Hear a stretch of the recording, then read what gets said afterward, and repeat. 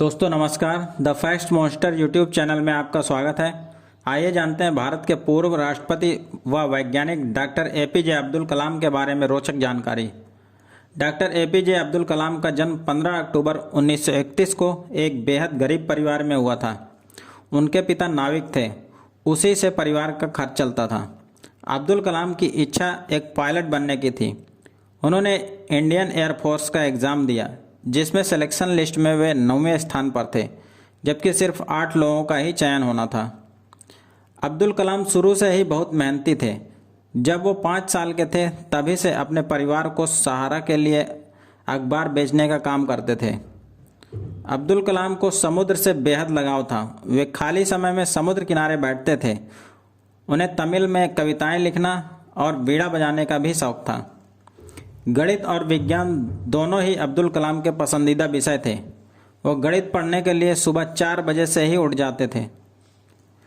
1969 में वे इसरो में चले गए और उन्हें सैटेलाइट लॉन्च व्हीकल का प्रोजेक्ट डायरेक्टर बना दिया गया। इनका प्रोजेक्ट सफल रहा और भारत ने पृथ्वी की कक्षा में रोहिणी उपग्रह भेजने में सफलता प्राप्त की थी। अब्दुल कलाम ने अग्नि और पृथ्वी जैसी मिसाइल बनाने में महत्वपूर्ण भूमिका निभाई थी, अतः उन्हें मिसाइल मैन के नाम से भी जाना जाता है। अब्दुल कलाम को बच्चों से बहुत लगाव था। वे हमेशा बच्चों की जिज्ञासा को शांत करने की कोशिश करते थे।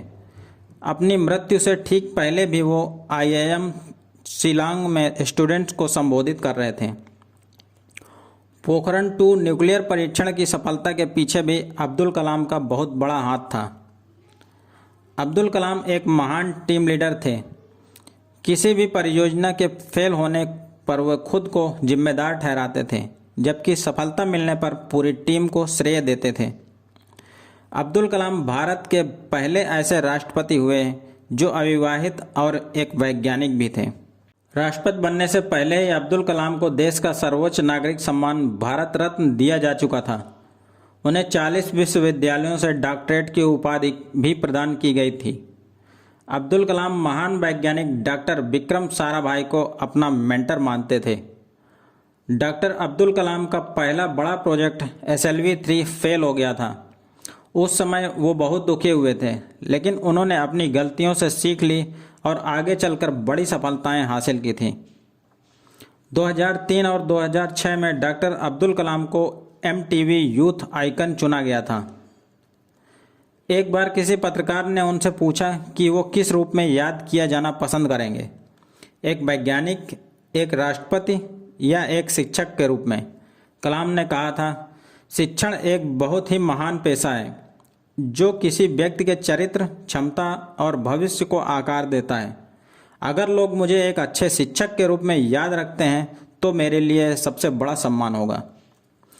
अब्दुल कलाम बतौर राष्ट्रपति मिलने वाली अपनी सैलरी दान दे देते थे।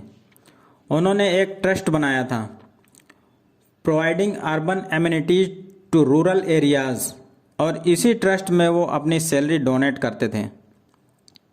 अब्दुल कलाम ने कम से कम 15 किताबें अलग अलग विषयों पर लिखी हैं। उनका कहना था, लिखना मेरा प्यार है और अगर किसी चीज़ से प्यार करते हैं आप उसके लिए बहुत सारा समय निकाल लेते हैं। मैं रोज़ 2 घंटे लिखता हूँ और आम तौर पे मध्य रात्रि में शुरू करता हूँ। अपने माता पिता की आंखों की समस्या के लिए कुछ खास न कर पाना अब्दुल कलाम के जीवन का सबसे बड़ा अफसोस था। एक बार अब्दुल कलाम स्विट्ज़रलैंड की विजिट पर गए थे, तो उनके सम्मान में वहाँ की सरकार ने उस दिन 26 मई को साइंस डे के रूप में मनाने की घोषणा कर दी थी। डॉक्टर अब्दुल कलाम चाहते थे कि राष्ट्रपति भवन पूरी तरह से सौर ऊर्जा से संचालित हो, लेकिन उनके कार्यकाल के दौरान ये कार्य पूरा नहीं हो पाया था। अब्दुल कलाम ने अपने ट्विटर अकाउंट से भारतीय क्रिकेट के पूर्व खिलाड़ी BVS लक्ष्मण को ही फॉलो करते थे। अपने इस सोशल मीडिया अकाउंट से वे मात्र 38 लोगों को ही फॉलो करते थे। दोस्तों, वीडियो देखने के लिए आप सभी का धन्यवाद। आज की जानकारी कैसी लगी आप हमें कमेंट करके बता सकते हैं। इसी तरह हम आपको रेगुलर नई नई जानकारी से अवगत कराते रहेंगे, अतः आप हमारे चैनल को लाइक और सब्सक्राइब करना ना भूलें। धन्यवाद। जय हिंद।